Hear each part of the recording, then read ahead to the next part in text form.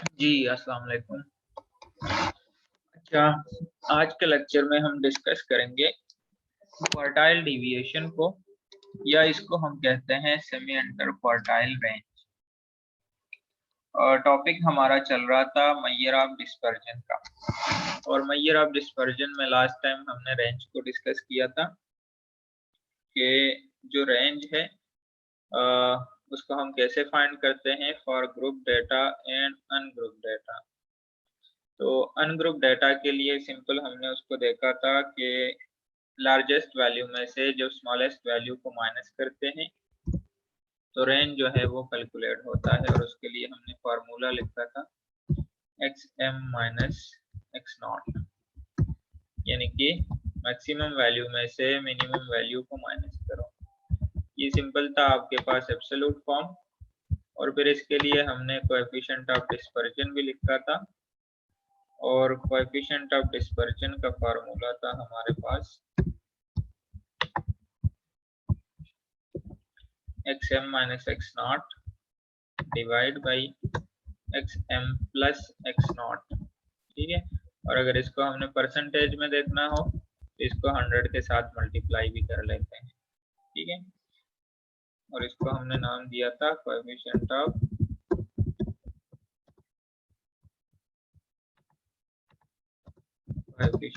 Dispersion. ये तो था सिंपल जो है वो जब हम अनग्रुप डेटा हो। अब जब लेट सपोज हमारे पास अगर लेट सपोज ग्रुप डेटा हो तो फिर उसके लिए रेंज कैसे कैलकुलेट होगा। तो जैसे ग्रुप डेटा में एक तो हमारे पास क्लासेस गिवन होती है। ठीक है, यहाँ पे मैं जस्ट क्लासेस लिख देता हूँ क्योंकि ग्रुप डेटा के लिए हमें सिर्फ रेंज के लिए क्लासेस चाहिए होती है। ठीक है, क्लासेस में मैं 2-4 क्लासेस यहाँ पे लिख देता हूँ। लेट सपोज 1 to ये है 1 to 9 लो, उसके बाद 10 to 19 लो, इसी तरह 20 to 29 लो, क्लियर है। उसके बाद 30 to 39 लो। अब यहाँ पे चलो फ्रीक्वेंसी भी लिख देते हैं ताकि ये भी आपको क्लियर हो जाए। पहले ग्रुप की फ्रीक्वेंसी लेट सपोज 5 है, दूसरी ग्रुप की फ्रीक्वेंसी लेट सपोज 7 है, तीसरी ग्रुप की फ्रीक्वेंसी लेट सपोज 11 है, और लास्ट जो ग्रुप है उसकी फ्रीक्वेंसी लेट सपोज 15 है। क्लियर है। फॉर एग्जांपल ये आपको क्वेश्चन गिवन है और यहाँ से आपको कहा जाए कि इसका रेंज फाइंड करो। इसका रेंज कैसे फाइंड होगा? अब रेंज को हमने डिफाइन किया था कि maximum value minus minimum value. तो जब आपके पास ग्रुप डेटा हो तो ग्रुप डेटा का रेंज ऐसे कैलकुलेट होगा कि upper class boundary of the last group, ये जो 29 है, इसको हम लिख सकते हैं अपर क्लास बाउंड्री। ठीक है, sorry, upper class limit of the last group minus lower class limit of the first group. तो इस तरीके से हम रेंज को फाइंड कर सकते हैं, और हम लिख देते हैं यहाँ पे। अब हम xm और माइनस एक्स नॉट भी लिखते हैं, लेकिन उसको थोड़ा सा एक्सप्लेन फॉर्म में मैं लिख देता हूँ ताकि आप लोगों को पता चले। ये आ जाएगा अपर क्लास लिमिट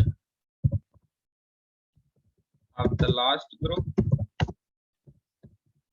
देखो लास्ट ग्रुप कौन सा है, ये हमारे पास लास्ट ग्रुप है। ठीक है, और अपर लिमिट इसकी जो है वो 39 है, और इसमें से हमने माइनस करना है minus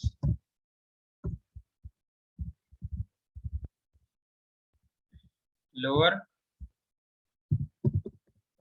class limit of the first group. ठीक हो गया। तो यहाँ पे r क्या होगा, फिर r होगा 39 माइनस 1, क्योंकि अगर हम देखें ना यहाँ पे तो ये है upper class limit of the last group, ये वैल्यू आ गई, और lower class limit of the first group. तो इस तरीके से जब आपके पास ग्रुप डेटा गिवन हो तो उसका रेंज ऐसे फाइंड होगा कि ये वैल्यूज आपने लेनी है। ये हमारे पास xm वैल्यू आ गई और ये हमारे पास x नॉट की वैल्यू आ गई। इसी तरह सेम फिर अगर इसका कोएफिशिएंट ऑफ डिस्पर्जन देखना हो तो क्या होगा, सेम वही फार्मूला यूज होगा, 39 माइनस 1 डिवाइड बाई 39 प्लस 1, और परसेंटेज में वैल्यू देखनी हो तो 100 से मल्टीप्लाई करो।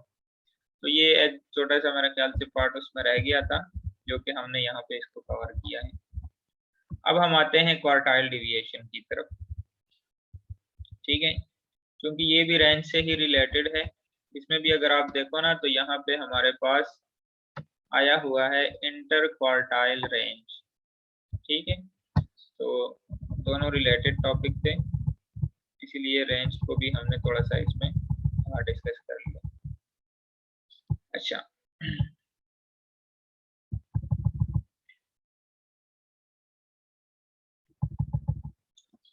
अब यहाँ पे है कि जैसे नाम से जाहिर है सेमी इंटर क्वार्टाइल रेंज, तो क्वार्टाइल को हमने लास्ट टाइम पढ़ा था लेक्चर नंबर 11 में कि क्वार्टाइल में ऐसी 3 वैल्यूज जो किसी डिस्ट्रीब्यूशन को 4 इक्वल हिस्सों में डिवाइड करती है, उसको हमने लिया था। एक था हमारे पास Q1, एक था Q2 और एक Q3। तो ये 3 वैल्यूज ऐसी थी कि जो किसी भी डाटा सेट को 4 हिस्सों में डिवाइड कर देती है, ठीक हो गया। अब यहाँ पे है इंटर क्वार्टाइल रेंज, तो रेंज को हमने डिस्कस किया है अभी के हाईएस्ट वैल्यू में से लार्जेस्ट वैल्यू में से स्मॉलेस्ट वैल्यू को माइनस करते हैं।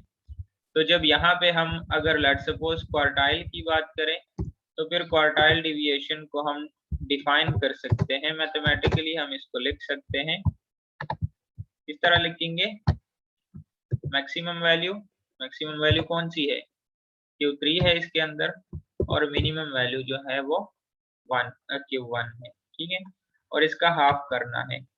ये देखो सेमी इंटर क्वार्टाइल रेंज है तो डिवाइड बाई 2 हो जाएगा। तो ये हमारे पास मैथमेटिकल फॉर्म आ गया क्वार्टाइल डिविएशन का, यानी कि मेजर ऑफ डिस्पर्जन में जो सेकंड टाइप हमने पढ़ा था क्वार्टाइल डिविएशन का, उसको हम किस तरीके से कैलकुलेट करेंगे, तो उसके लिए हम ये वाला फार्मूला यूज करेंगे, ठीक है। अब इसमें देखो, इसको फिर हम डिफाइन कर सकते हैं ऐसे, ये हम कह सकते हैं कि half of the difference between the third quartile and first quartile, ठीक हो गया, और ये हमारे पास इसका फार्मूला बनता है। अब इसके अंदर एक तो हमें वैल्यू चाहिए Q1 की और एक हमें वैल्यू चाहिए Q3 की। अब ये Q1 और Q3 किस तरह से कैलकुलेट होगा, तो इसके ऊपर अलग सा हमारा जो लेक्चर है लेक्चर नंबर 11, उसमें हमने Q1 Q3 जो है वो अनग्रुप डेटा के लिए भी कैलकुलेट किया है और उसको हमने ग्रुप डेटा के लिए भी कैलकुलेट किया है।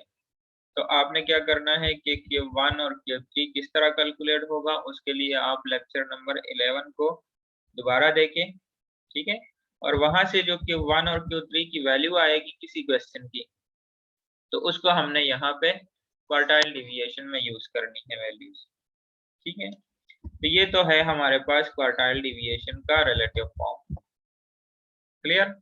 अब दूसरा फॉर्म हमने पढ़ा था, ये जो फॉर्म है ना, ये हमारे पास एब्सोल्यूट फॉर्म है, क्वार्टाइल डिविएशन का एब्सोल्यूट फॉर्म है, और दूसरा हमने फॉर्म पढ़ा था इसके लिए रिलेटिव फॉर्म, ठीक है। तो यहाँ पे हम लिख देते हैं कि रिलेटिव फॉर्म ऑफ द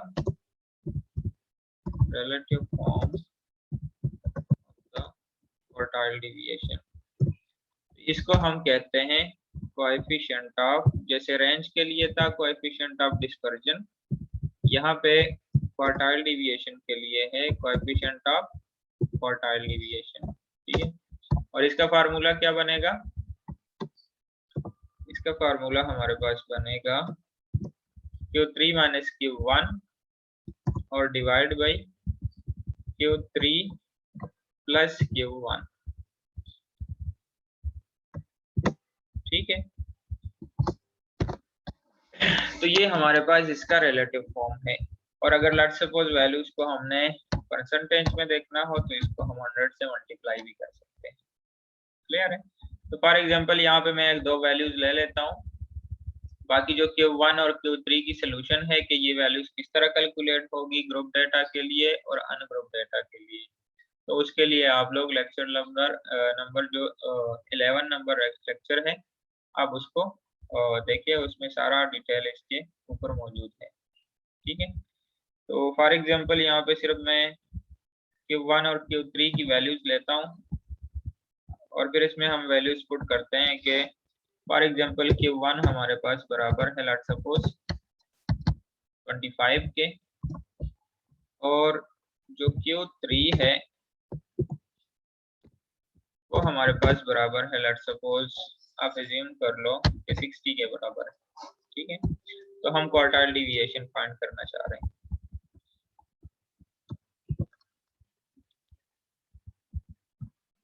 तो उसके लिए हमने फार्मूला लगाया